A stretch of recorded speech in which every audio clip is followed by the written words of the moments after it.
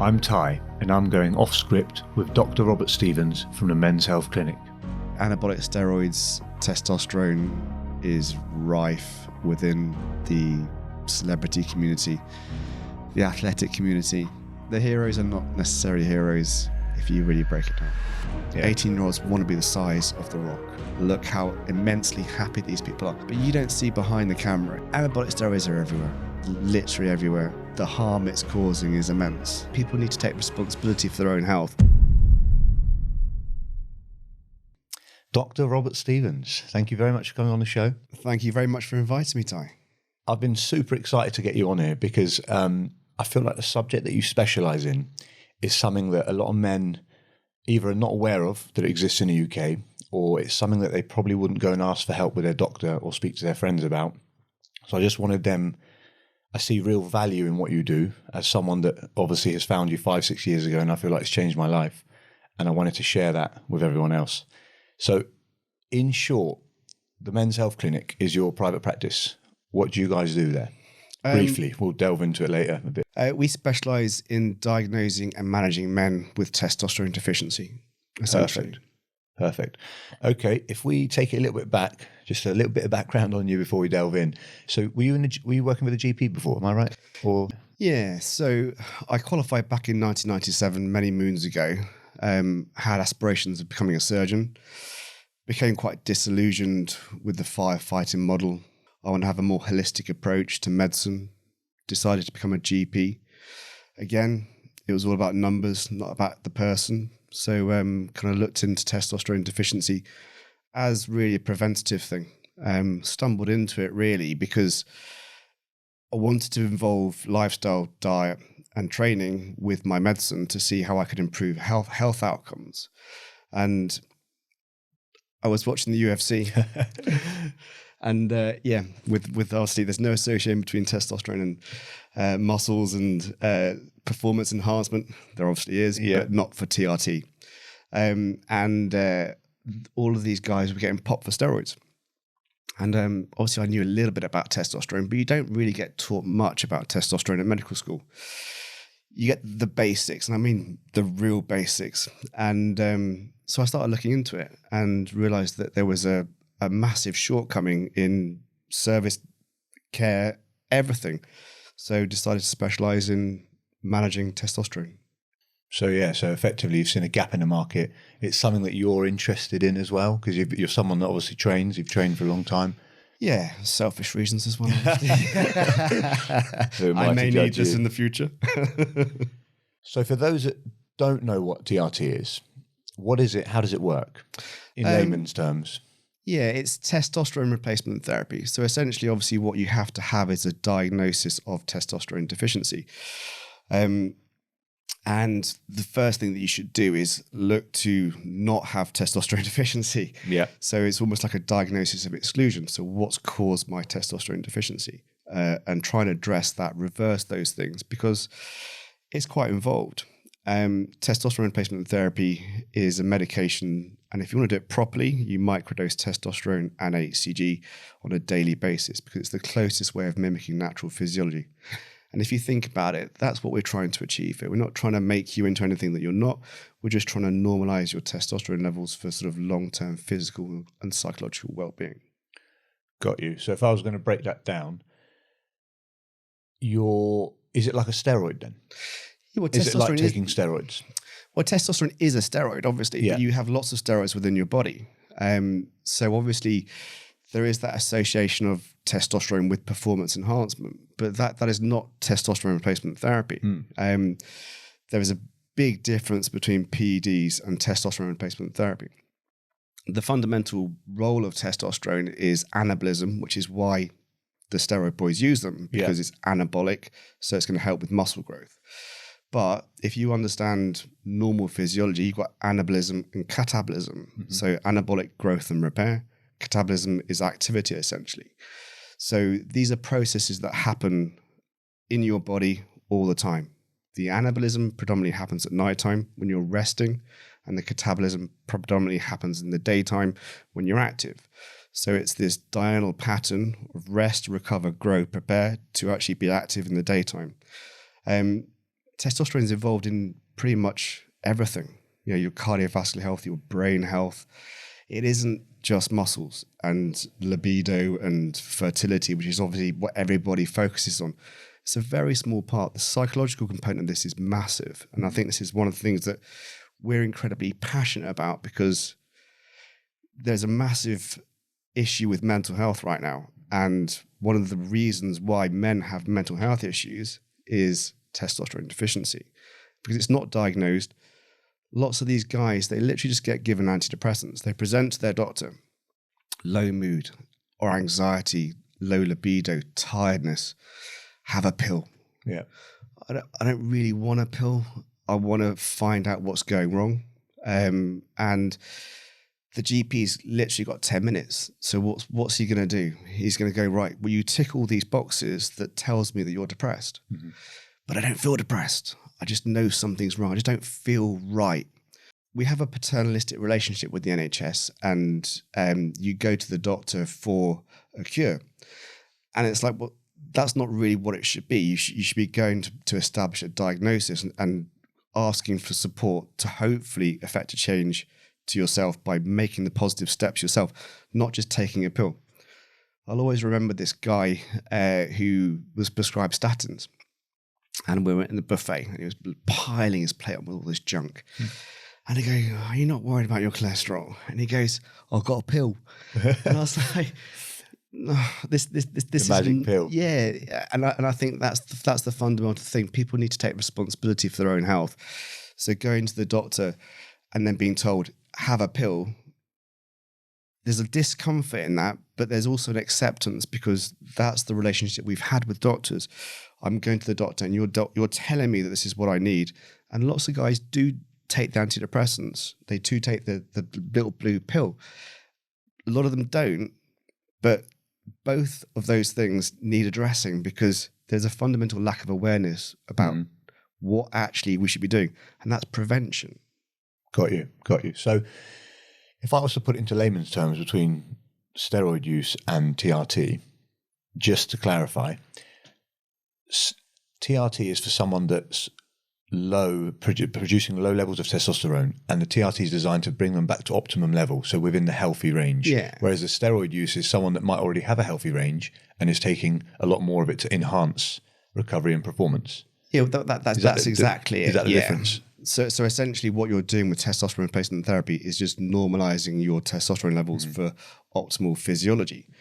What you're doing with anabolic steroids is you're having massively supraphysiological doses of testosterone or other synthetic compounds similar to testosterone to enhance, alter your genetics and your muscle physiology to become something that you're not. Yeah. And ultimately that has a deleterious effect on your physical and psychological well-being. What's the common symptoms of low test? So if someone's at home listening to this and they're thinking, oh, I wonder if I've got, I mean, like, what's like the markers that a person would experience before they'd think, oh, let me go and have a blood test and make sure that's. Yeah, I mean, there are a lot of symptoms. Fundamentally, it's fatigue, brain fog. So having muddled thinking, short-term memory loss, low libido, low mood, anxiety, a sense of depersonalization, where you're present but not present. So you're not fully engaged in the in your environment.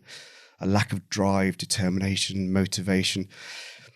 But to put it simply, really, it's not seeing the reward for your efforts. So if you're doing all these things like looking at your lifestyle, your diet and your training, and there's just a disconnect with reality, you're doing all these things and you're not seeing the outcomes that you think that you should be seeing, then it's worth looking at your testosterone levels, because often that is the problem. Because these things you've mentioned there, they're all sort of like mental things, I would say, but physically, what would they notice? Would they, for argument's sake, struggle to burn fat, or struggle to build muscle, or struggle to recover, or but those sort of things? Well, the physical things are secondary to the psychological things.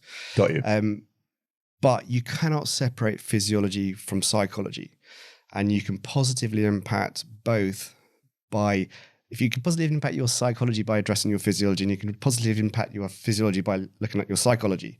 So they're linked, right? Yeah, 100%. But I think it's our fundamental lack of understanding of our physiology that causes our problems. So if we understood what our true nature was and what we were supposed to do, hunter-gatherer, but we might mention that a little bit in the near future, then we'd understand our bodies more and we wouldn't have these issues. But from a physicality perspective, yeah, you're absolutely right. The lack of energy is obviously a physiological thing, but erectile dysfunction, lack of lean muscle mass. So when we talk about testosterone, we know the steroid heads want it for muscle growth.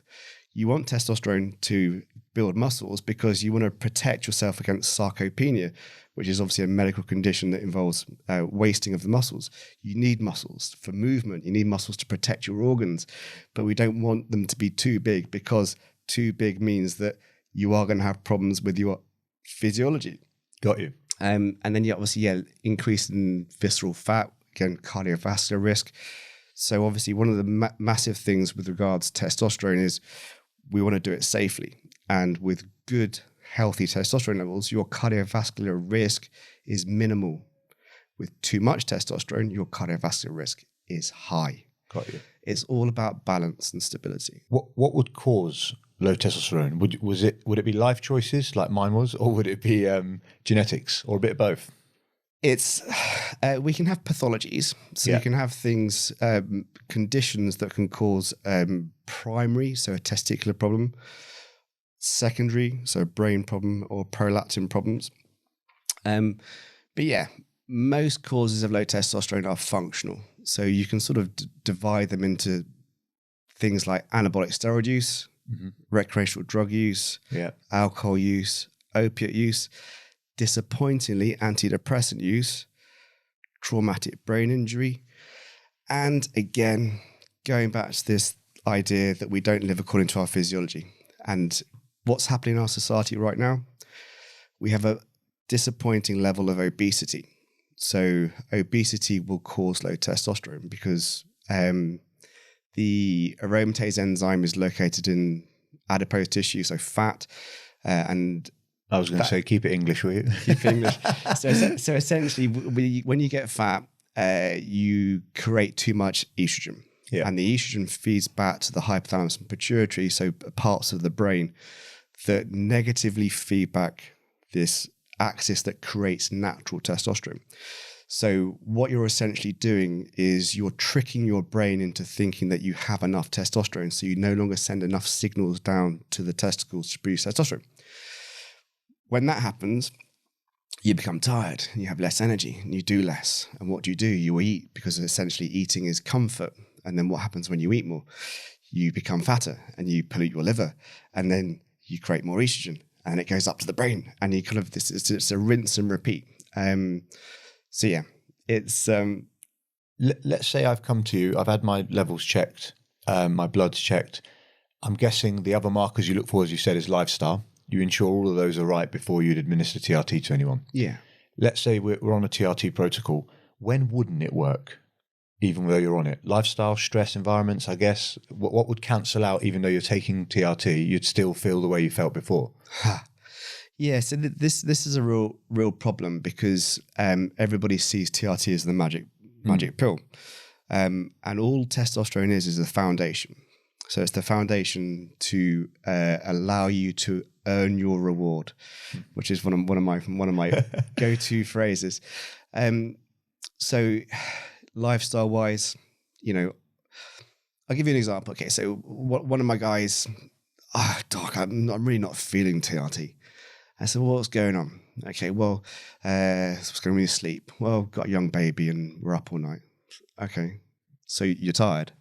So yeah, so I'm not really feeling TRT. Okay, testosterone is not going to make you energized if you don't have a good night's sleep. It's just going to normalize you. Another guy drinks a bottle of whiskey every week. I don't feel the benefits of TRT. It's like, well, you're not going to.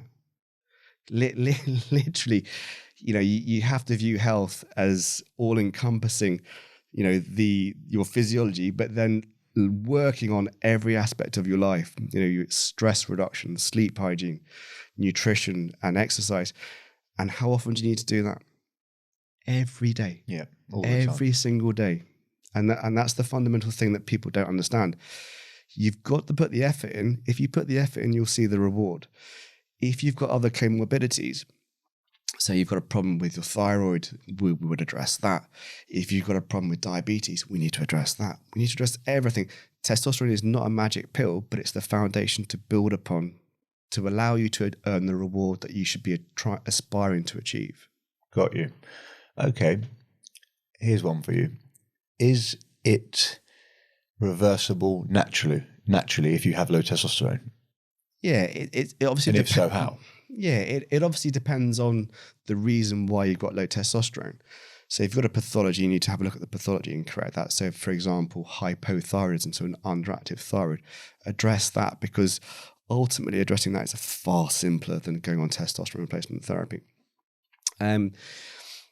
If you've got elements of your lifestyle, your diet, and your training that are not adequate or sufficient, then you need to adjust that. So yeah, 100%. So we always talk about stress reduction. Yeah. I'm sure we'll get on to how we reduce stress. But I mean, sleep hygiene is massive because your anabolic processes predominate at nighttime. So you must have good quality sleep, because 8 hours compared to 16 hours of wakefulness. So it's integral.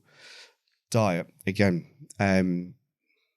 diet's hard to preach, but if I had to preach, I would say intermittent fasting, because if you understand the diurnal pattern of anabolism and catabolism, you've got your anabolic processes at nighttime, catabolism in the daytime, and they're not exclusive, they work together. So you create testosterone overnight to repair from the day, to prepare for the next day, and you have a spike of testosterone in the morning.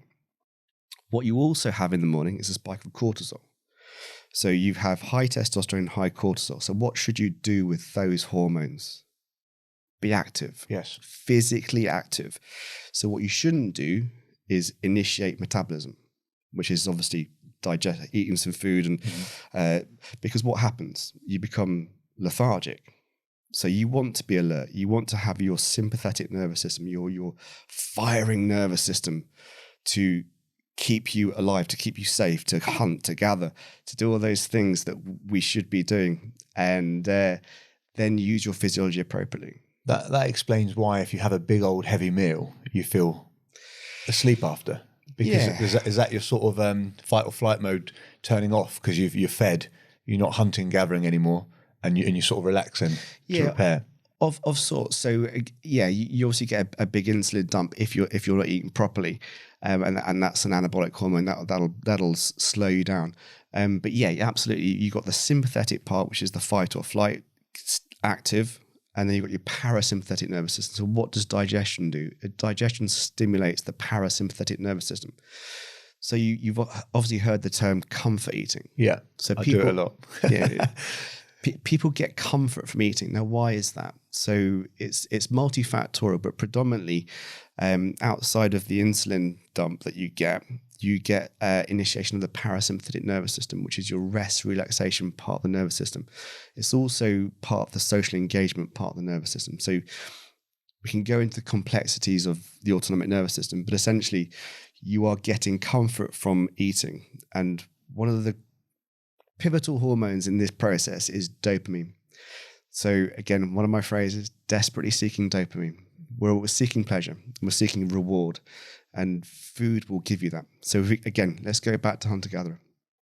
Wake up, active, get some food. The reward is dopamine. So you're getting the comfort that you're seeking from eating, and then obviously that's deleterious if it's done in the wrong way.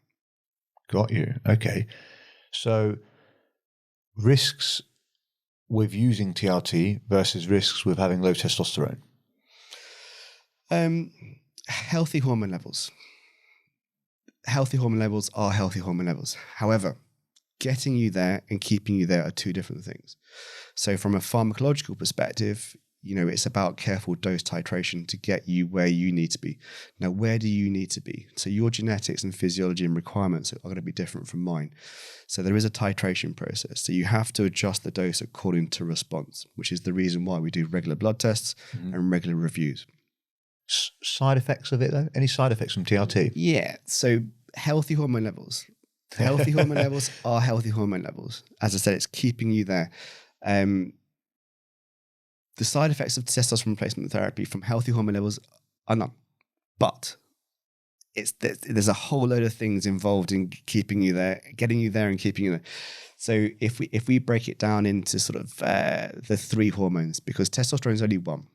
So testosterone also converts into DHT and estradiol. So if we go with DHT, dihydrotestosterone. So this is the one that all the steroid boys want, because this is the one that's involved in aggression and muscle building. Okay. But too much is involved. Too much, disappointingly, is linked with cardiovascular disease. People worry about. That's where the heart attacks come from. Yeah. Okay. Yeah. So the steroids and heart attack things is it's multifactorial, and it's predominantly due to inflammation. But yeah, DHT is implicated in that. People worry about male pattern baldness. That's genetic. Okay, so I'm just looking at your head, Doc. Yeah. That's bad genes. That's literally bad genes. So, and again, mood dysregulation as a result of excess DHT. Testosterone, again, too much testosterone can raise your hematocrit. So essentially, what is that? That's your red blood cell concentration within the plasma. So just to go into it briefly, testosterone stimulates the kidneys into releasing erythropoietin. So Lance Armstrong, he was banging an EPO. What he was actually trying to do was normalize his red blood cell count, not raise it above normal. Because what endurance athletes have is they have like something called a sports anemia, whereas they create more plasma than the average person. And plasma is essentially the circulating liquid in the cardiovascular system. Now, why do they do that? Essentially, what they want to do is they want to remove the waste products of all their exercise, their metabolism of their muscles to the kidneys to be excreted. So what he was actually trying to do was he was trying to optimize his levels to that of a normal person. But if it becomes too high, essentially what you've got is a red blood cell, a physical thing in a volume of liquid. And what's pumping that liquid around? The heart. Mm-hmm. And that poor heart is going to strain. What's going to happen to the lining of the blood vessel, which is having to pump this thick blood around at the right rate to the organs and tissues, it's going to struggle. So it increases the risks of hypertension and cardiovascular problems such as clots, and then obviously subsequently heart attacks and strokes. You then look at more towards your cardiovascular system. So not going too high detail, cholesterol converts into pregnenolone. Okay. And pregnenolone is your father hormone, and that cascades down to cortisol, testosterone, and aldosterone. There are two proteins that take cholesterol to and from the cell. High testosterone will dysregulate that. Healthy, balance, stability, all comes back down to this. Mm-hmm. But the nitty gritty, and the one that everybody wants to know about in the community, but hematocrit's the big one. The nitty gritty is estrogen. Okay, so testosterone also converts to estrogen. Everybody's worried about what? Bitch tits.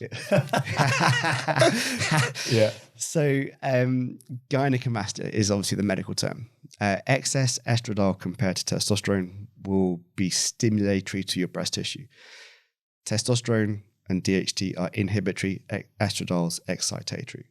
So you can see that there needs to be a good ratio of testosterone to estrogen to DHT. People tend to get gyno on testosterone replacement therapy unless they don't monitor their estradiol levels and they're not under the care of a supervising clinician who knows what he's doing. Mood is incredibly important, which we'll probably go into in a bit, but estradiol is neuroprotective, but excess estradiol causes anxiety and emotional states. We always make the joke about the Andrex puppy crying at the Andrex puppy advert, and people actually do say that they do, and it's like, okay, yeah, or I didn't realize, doc. We need a correct ratio of these hormones. It's all about balance, all about stability, and all about constantly looking to improve health outcomes through what? Lifestyle, diet, exercise. Yeah. Rinse and repeat. Yeah. Now, to administer TRT. Oh, hold on. Prostate cancer. Oh, we need to talk about prostate cancer. Okay. So testosterone is implicated in prostate cancer. Now, we have a massive increase in incidence of prostate cancer in our modern society. Okay. It's a weird one because in reality, you treat prostate cancer with testosterone deprivation. So you kill testosterone. Now, Starve it almost. Yeah. So testosterone is your anabolic hormone necessary for lots of things. Mm-hmm. So, of course, killing your testosterone is going to halt the progression of prostate cancer. But testosterone converts into estrogen. Now, what's happening in our society?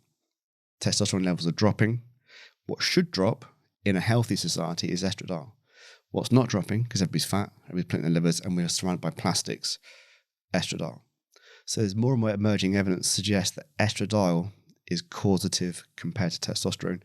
Because again, healthy hormone levels. How can that cause cancer?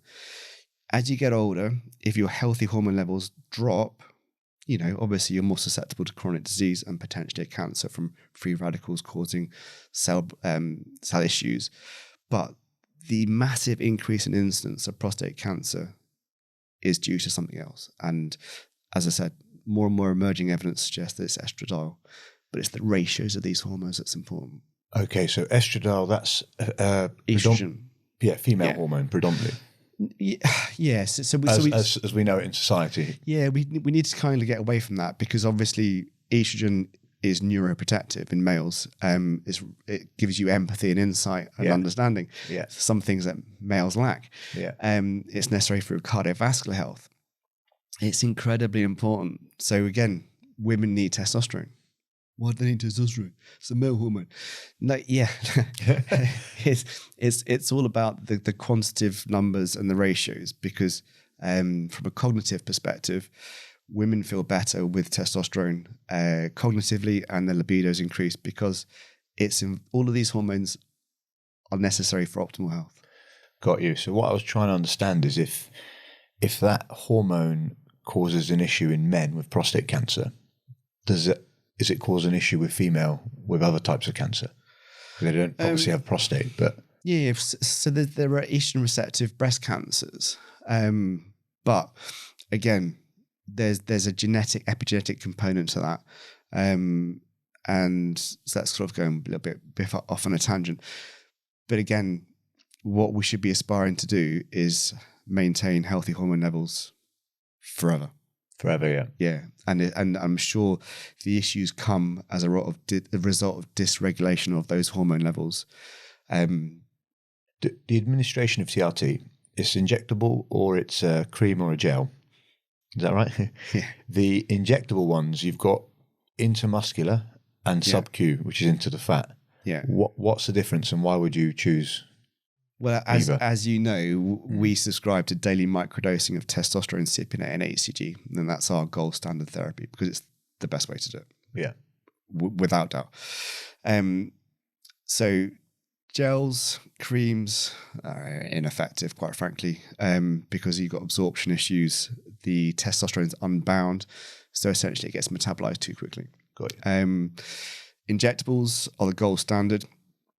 There are two routes, as you've just said, subcutaneous into the belly fat, which is essentially painless. We choose that because it's painless, and also it doesn't create as much conversion of testosterone to estrogen. Now, I've just said estrogen is important, but the right ratio. Got you. So we see better numbers with subcutaneous injections compared to intramuscular, which tends to cause a bit of a spike of testosterone, and then the resultant spike of testosterone causes a spike in the other things that we've just spoken about, hematocrit, and blood pressure and things that all need to be monitored and carefully looked at. But the pharmacokinetics, so how the drug is absorbed, is far more optimal subcutaneously because it's slow. And we want stable levels, and we want a little peak in the morning because obviously we have a peak in the morning naturally, and that's what we're trying to aspire to achieve. So that small daily injection of testosterone, cypionate, and HCG gives you that. It gives you as close as damn it to natural physiology. Got you. Okay, that all makes sense. Now, $1 million question, fertility. If I'm on TRT, am I okay to have kids? Yeah, listen, I don't talk about fertility as a risk factor for testosterone replacement therapy because, as you know, we subscribe to using HCG. We've got over 50 successful conceptions. Whilst on TRT? Yeah. And people who have been infertile prior to TRT are now fertile. Wow. A few of my guys have got 3 kids. Guy in the gym this morning came up to me a few months ago and I was like, oh, darling, I'm trying to train. But I could see he was super enthused. He's in his late 50s. And he goes, my wife's pregnant. Wow. So you're all right with that? And he goes, yeah, I'm stoked. So HCG. What is HCG? Let's touch on that. Yeah, human chorionic gonadotrophin. It's a little bit of a mouthful, so it's HCG. What it does is it mimics luteinizing hormone. So luteinizing hormone is the primary hormone that tells the testicles to produce testosterone. So we utilize HCG, not luteinizing hormone, because it's impractical because it's got a short half-life, to maintain testicular size and function, including fertility. We also use it because testosterone monotherapy on its own shuts down not only this sending LH down to the testicles, it also shuts down LH receptors in the brain because you're not producing LH. So you will see an improvement in your overall cognitive abilities and libido and sense of well-being with HCG in your protocol. Normally. So there's a very small proportion of guys who don't get on with HCG, but 95% of guys feel better with HCG. Again, what are we trying to do? Normalize physiology. Testosterone monotherapy shuts down your natural production of LH and FSH. Testosterone and HCG recreates that HPG axis that we should have firing all the time. Got you. Okay. Now, I want to touch on the NHS. Yeah. God bless them. Obviously, we're incredibly lucky to have the NHS in this country. Yeah. A personal story of mine is we went over to Turkey for a wedding and my auntie got very ill and she actually ended up having a liver failure and she needed a liver transplant while we were in Turkey. And they wouldn't even send an ambulance until we'd proven bank balance to be able to pay for the bed and the ambulance and the operation. That's crazy. So if you think about it like that, I mean, how lucky are we? And in that sense, you ring them, you go to your doctor and the ambulance comes straight away. But anyway, going back to the NHS, they don't recognise TRT in this country. We don't recognise TRT in National Health Service. They do. Why? But not very not from well. my experience. But Yeah. Why do you think that is? Oh, yeah. How long have you got? If you were to briefly put it in, why do you think?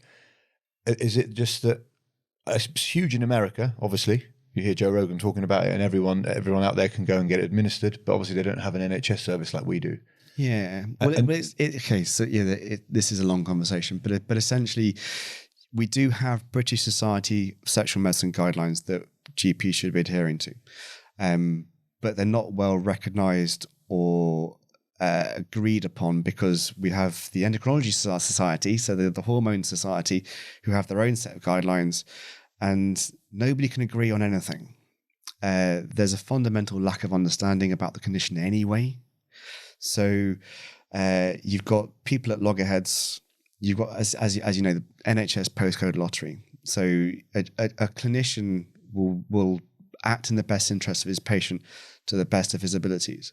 But if he doesn't have the foundation of knowledge, and if you've got people arguing about X, Y, Z, and misinformation abounding about the topic, what are you going to do? You're going to hold your hands up and go, this isn't my field of expertise. So I'm going to refer you to the endocrinologist who's going to look for a pathology. And if he doesn't find a pathology, he's not going to treat you. He's going to look at your reference range and he's going to go, well, okay, well, you're almost okay, so you're okay. So, but I don't feel okay. Well, it's funny you say this. So just from my personal experience, which is how I obviously met you 5-6 years ago, I dabbled around with some supplements and steroids as a kid in the gym. Jersey Shore had come out. It was very popular. Everyone wanted to be really big and wear a low-cut T-shirt. I don't know, I was 18 to 22, I think I was. And anyway, so I dabbled around with steroids, put a bit of mass on. Obviously, no education, no knowledge of what I was doing, no knowledge of how to administer it. where I was getting it was from the black market. So I don't even know what it had in it, to be completely honest. But I used it. I did what I had to do. I came off it without a proper protocol, I guess, to coming off. And then I had massive, massive issues. I couldn't grow any muscle, couldn't get stronger, couldn't seem to burn fat. I looked super skinny all the time, like a skinny fat as well. No muscle, but with a belly. Tired all the time. I was depressed. I was down.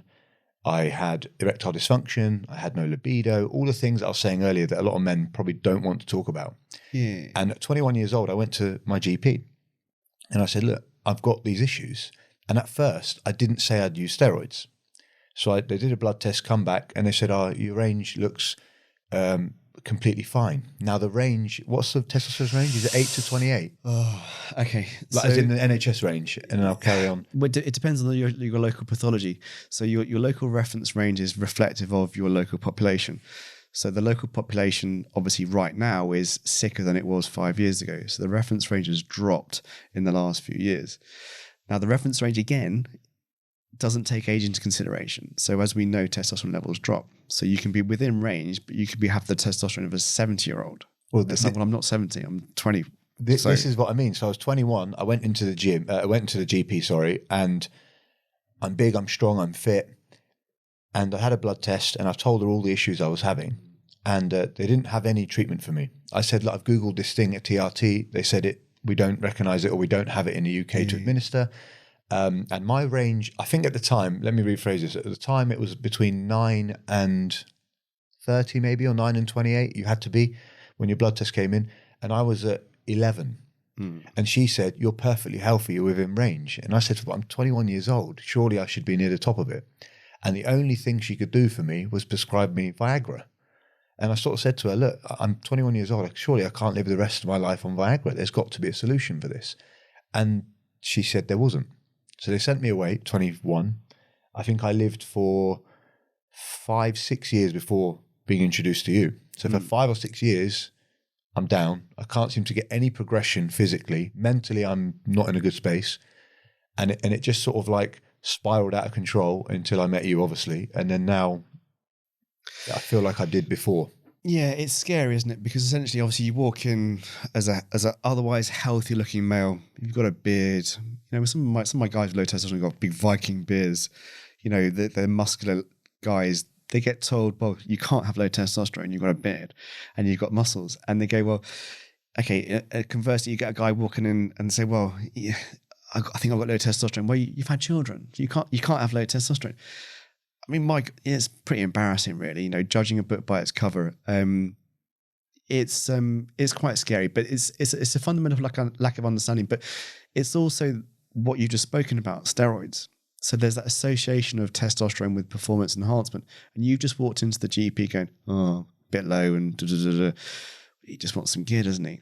So because obviously there's that association, and we won't ever get rid of that association.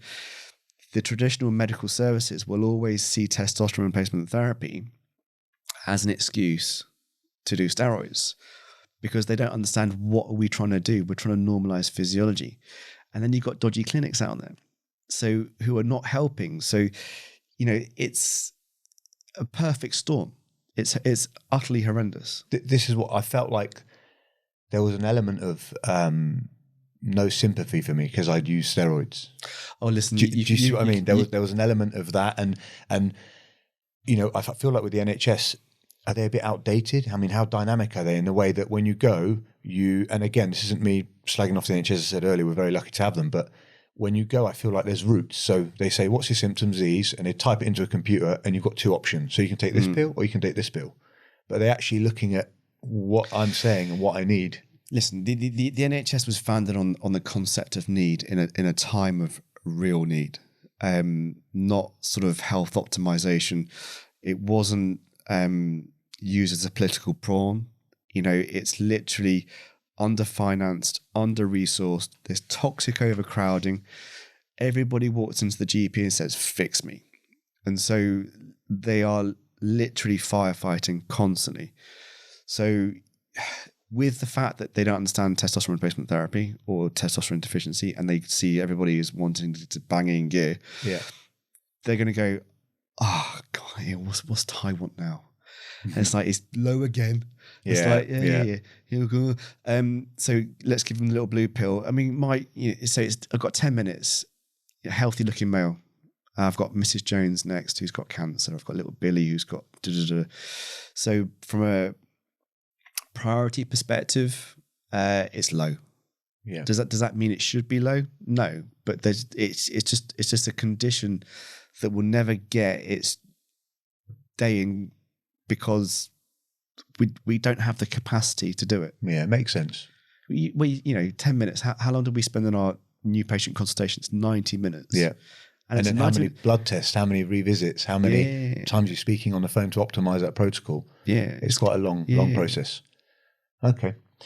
Now, is it your belief, I know we've had this chat before, that hormone levels has a direct link with mental health issues?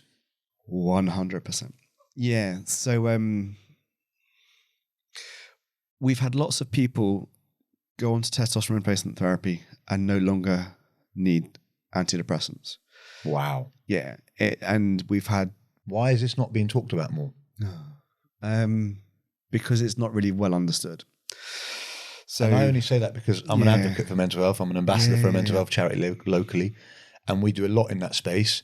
But we've had this chat again. We do a lot about talking to people and getting your feelings out, which is incredibly useful and an amazing tool.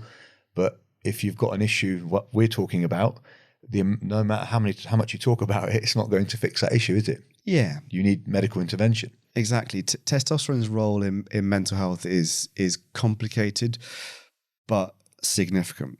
As you know, the cardinal symptoms of low testosterone is low mood, anxiety, and depersonalization.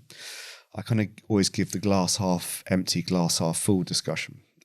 So with low testosterone, you're glass half empty all the time. And you think, well, I want to be glass half full. I want to be feeling great all the time. But life is all about contrast. Yeah. And restoring that element of balance that is lost with low testosterone. But conversely, it's lost with high testosterone because you essentially get down regulation of your dopamine. But normalizing your levels isn't going to necessarily cure your mental health problem if your mental health problem has nothing to do with testosterone deficiency. So they need to work together, don't they? Yeah, it serves as the foundation. So as we said before, your physiology positively impacts your psychology, and your psychology can positively impact your physiology. But your physiology is more important because your psychology is merely the subjective appreciation of change in your physiology. From a medical standpoint, after the age of 30, is that when you say naturally men's tests start to dip? Yeah, broadly speaking. Broadly speaking, but you can maintain a good, healthy testosterone if you do all the right lifestyle things. And yeah, the reason I was touching on that is if you look at the figures in male mental health issues and the age range that they're most sort of dangerous or vulnerable, it's kind of 40 to 50. Above 40, and I was just trying to put that link together. I wonder whether that's because the levels are dropping, and if you're optimum, it might help in that scenario. Yeah, it's obviously multifactorial, but testosterone does play a pivotal role. I think Carl Jung said, you spend the first 40 years of your life developing a healthy ego, and the next 40 years trying to get rid of it. Love that. So it's an incredibly complicated subject, but if you think about what testosterone does for you, it positively impacts your mood, gives you drive, determination, motivation. The DHT part gives you aggression and libido. The estradiol part gives you empathy and insight, and that right balance is perfect. And then you think about what else does testosterone do for you? Well, it positively impacts the amygdala, which is the decision-making part of your brain. So, we make choices, we make good and bad choices, normally bad choices in our society because of testosterone. And it's like you become less risk averse. So it's like, oh yeah, does that sound like fun? Yeah, that sounds like fun. Let's do that. So if we were presented with good options and not, do you fancy doing a bit of that, Dan? Then we could actually positively impact our psychology. But, we're always led to the path of least resistance, recreational drugs, booze, steroids, doing naughty things in wherever without giving away too much. Like personal anecdotes. We've all been there, Doc. What about PTSD? Talk to me about PTSD and TRT. Yeah. Is there a link there? Yeah, 100%. So this is something that we've been exploring recently, as you know. Yeah. What you have to have is an understanding of the polyvagal theory, which is essentially an understanding of your autonomic nervous system. The sympathetic part of your nervous system is the fight or flight. The parasympathetic part is the rest, relaxation, social engagement. And they're the sort of the two avenues that most people really understand to a certain degree. PTSD, complicated, but the guys that we're working with expose themselves to extreme stress all the time. And they do so through training, get their resilience from their training and their mental fortitude. If you think about an animal that gets presented with a dangerous situation, what's it going to do? Is it going to fight or is it going to flight? It's going to flight because fighting may cause harm. And an animal in the animal kingdom doesn't want to fight unless it absolutely has to. Humans, disappointingly, fight all the time. It doesn't mean necessarily fighting as in physical fighting, it's psychological fighting. So post-traumatic stress disorder. So it's the stress part. So it's the fact that we expose ourselves to psychological stress with ourselves being physical beings. We should run away, but we can't run away in a weird, perverse, civilized world that we live in right now. So we don't ever really understand our physiology. So we don't ever cope with our physiology because our physiology is saying, get out. But we go, right, okay, well, I've had the training to do this, so I can cope with this. And that's true to a certain degree, but the more times you get exposed to that life and death situation, and I say life and death because that's sort of who we're working with at the moment, but it can be as perceived trivial as almost being run over in the car, but the life and death situations that we're talking about with the guys going to war and stuff. Yeah. There's going to be a time where the brain just goes, I can't do this anymore. And so what happens is they go into this dissociative state, where they're not themselves. And this is where the interesting part of the polyvagal theory comes in. So it's the dorsal vagal nerve. So this is a separate arm of the vagal nerve. And this is where they have these psychotic episodes. So lots of murderers, etc. They're really in this dissociative state. They're in this dorsal vagal part of the nerve where they've just exposed themselves to so much stress that they finally just snapped. And so, what happens when a gazelle gets into the grips of a lion's jaw? It tries to run away. No, it doesn't. When it's actually in the grips of a lion's jaw, it goes limp. Yeah.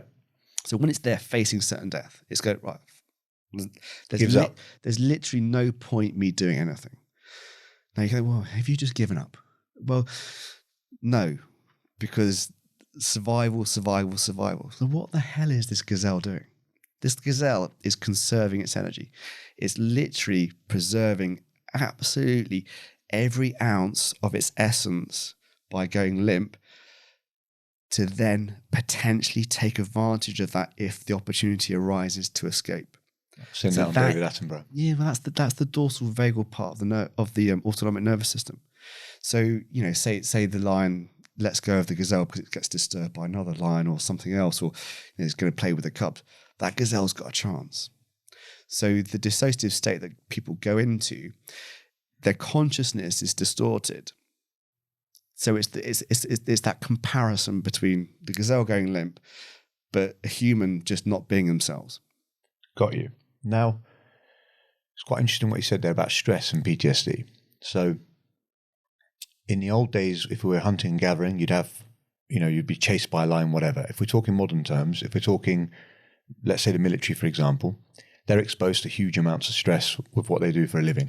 So they might end up in this state that you're talking about.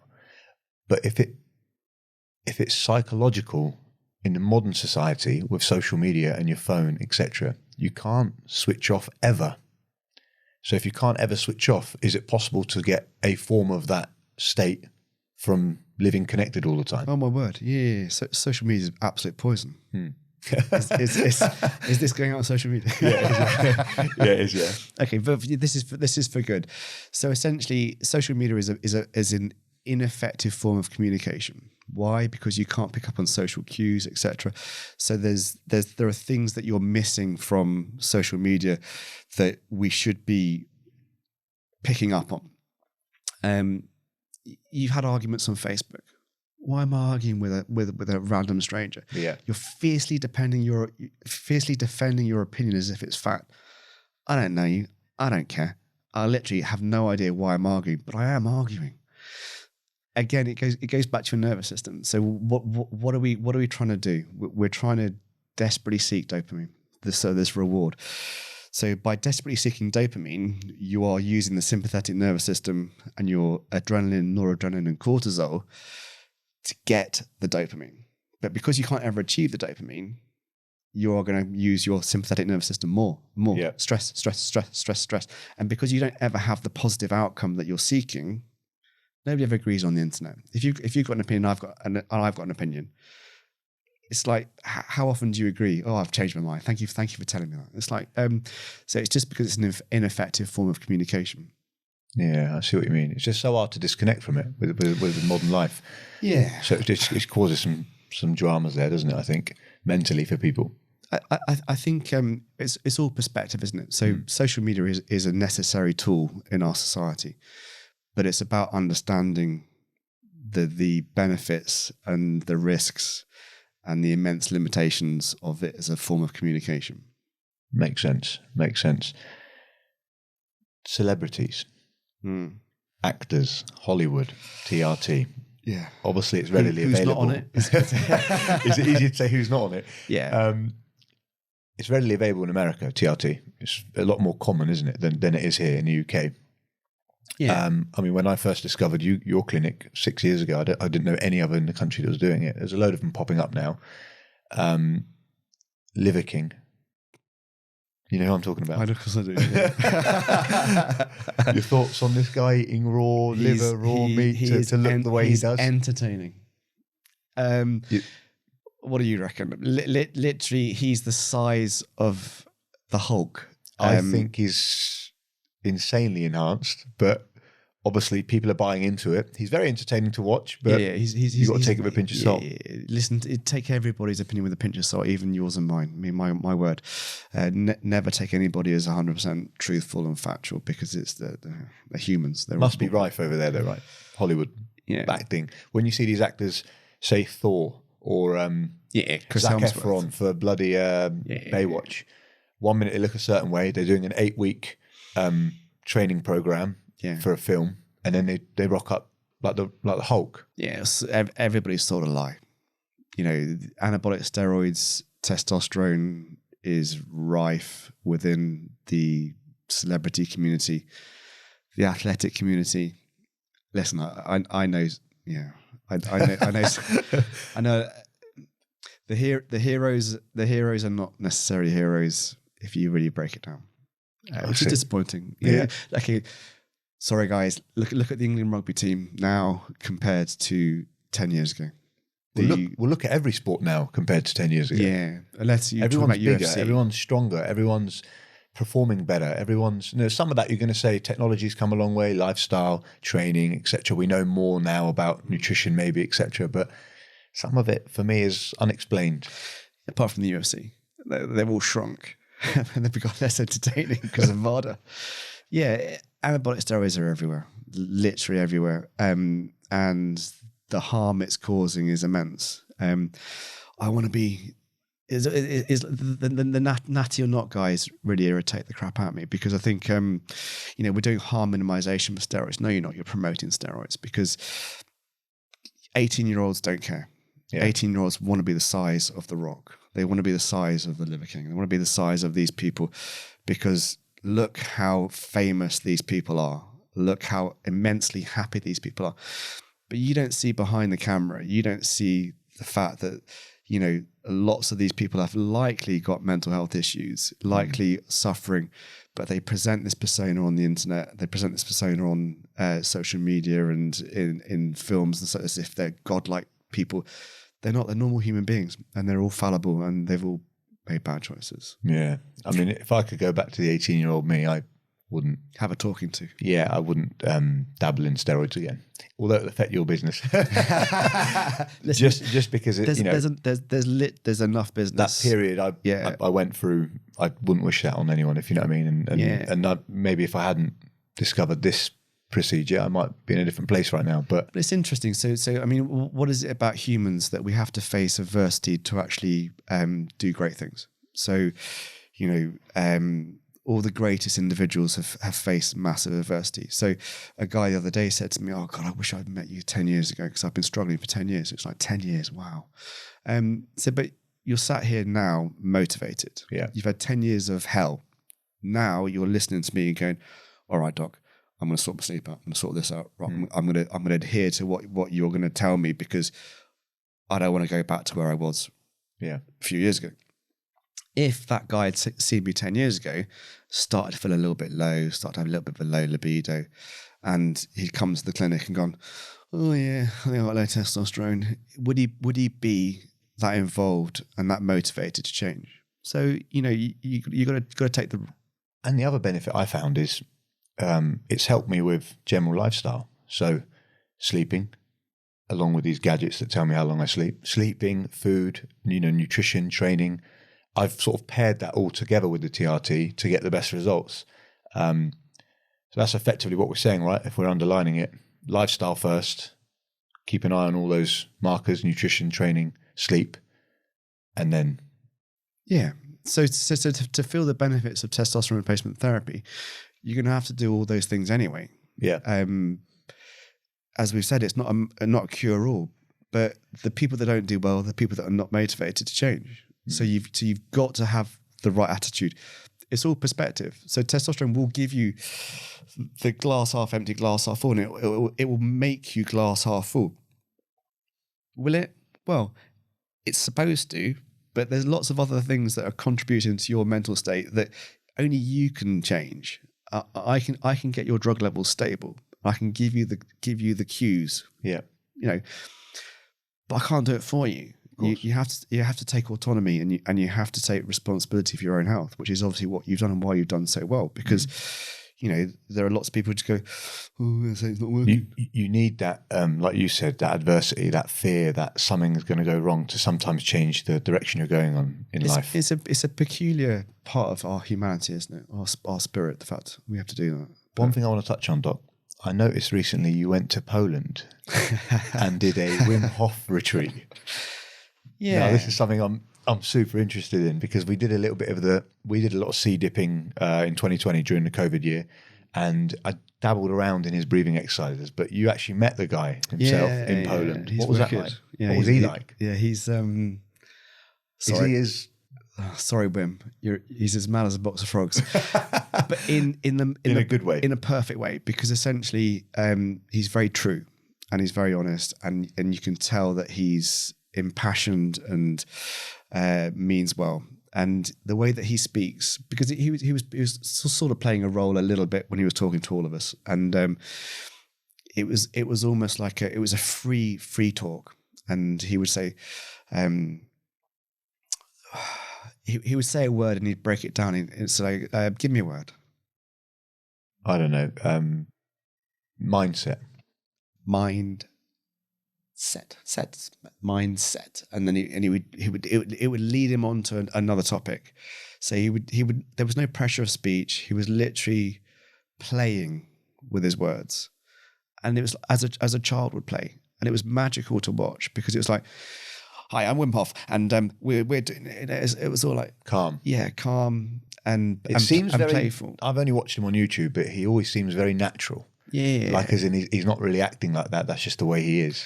Yeah. So I did actually a little bit of one-on-one time with him, and he's a bright boy. What did you learn from him or that retreat? Because obviously you're a doctor. You've been around for a few years. Yeah. What new things do you think you took away from that?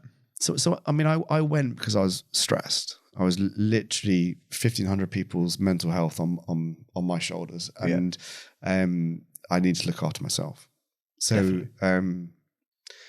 understanding the importance of nature, understanding the importance of physiology, working with the guys and the PTSD side of things. I wanted to explore breath work more and cold water exposure.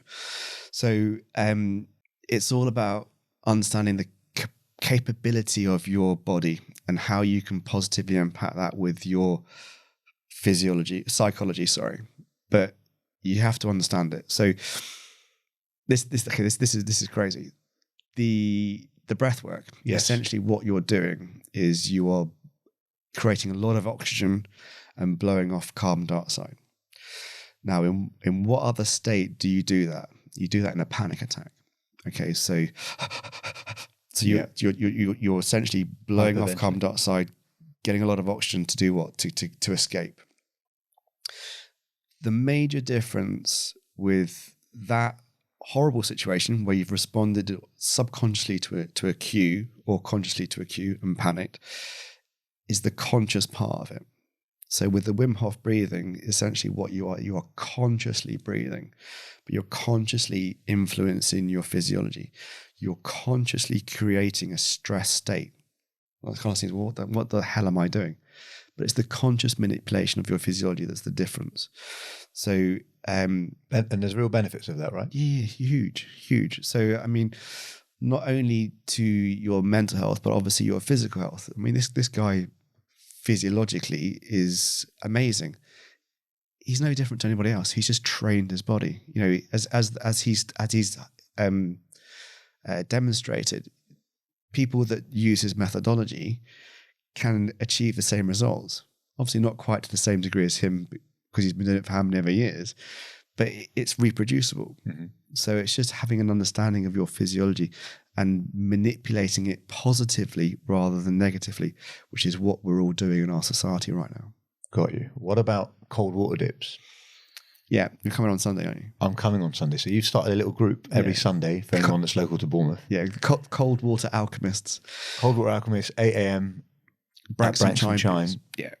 So yeah, because you've carried that on when you've come back from Poland, right? You're still doing it even in the shower in the mornings if you can't get to the sea. Yeah, it's amazing. So essentially, what are you doing? You know, you're being a lunatic by exposing yourself to cold water. In Poland, it was like 2 degrees. It was emotional. Wow, it was emotional. That's cold. Don't never get that cold here. But it's okay. It all goes back to mindset. So historically, I've always jumped into the sea head first. Yeah, it's all fine. But the cold water therapy literally is walking into the sea calmly, controlling your breathing. So rather than you are consciously controlling your breathing. So breath is incredibly important. So what you're doing with that is essentially you're stimulating again your parasympathetic nervous system. So your relaxation part of your nervous system. So you walk in, you have that moment when you hit your waist. Yep. And it's fine. That's where I pause normally for a minute. Don't pause. Just keep walking. So or you're concentrating on your breath. And essentially what you are doing is you're exposing yourself to a stressful situation, an extreme situation where you're having a massive release of adrenaline and noradrenaline. And what should you do in those situations? Run. Yeah. Those neurotransmitters are telling you to run. So overcoming that with your mindset and with your breath, and then when you calm down, you've won. You've literally overcome your physiology. And that is amazing. So you've earned your reward. You go out, you do the horse dance, which is essentially slowly warming up your body so that you don't shake because when you get warm, because paradoxically, when you put your coat on, you're telling your body that you're warm and you're not warm. So you have to slowly warm up. And then what do you have a release of? Dopamine, that desperately seeking dopamine. And so you have a positive reward for your deliberate action. And that is incredible. So, Rob, if people want to find you, shine a light in the sky. a bat light, and you'll appear.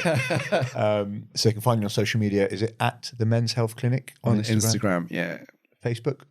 We run a TRT in the UK discussion, Dr. Robert Stevens Facebook group for everybody. And we have the Men's Health Clinic business page. Yeah. And then website is themenshealthclinic.co.uk. Yeah. Cool. And social and YouTube, Dr. Robert Stevens. Oh yes, I forgot. Yeah, you've got your own YouTube channel. Sit in my Land Rover and just give a perspective that's needed, because there is no sales here. It's literally, this is how I feel about the topic. And sure. Yeah. So if people want to learn more, they can contact you, book in for a blood test. If they're maybe, if anything that we've said today relates to them and they want to just to be safe, get it checked out. Yeah, cool. Awesome. Thank you very much for coming on. Good man. It's been a pleasure.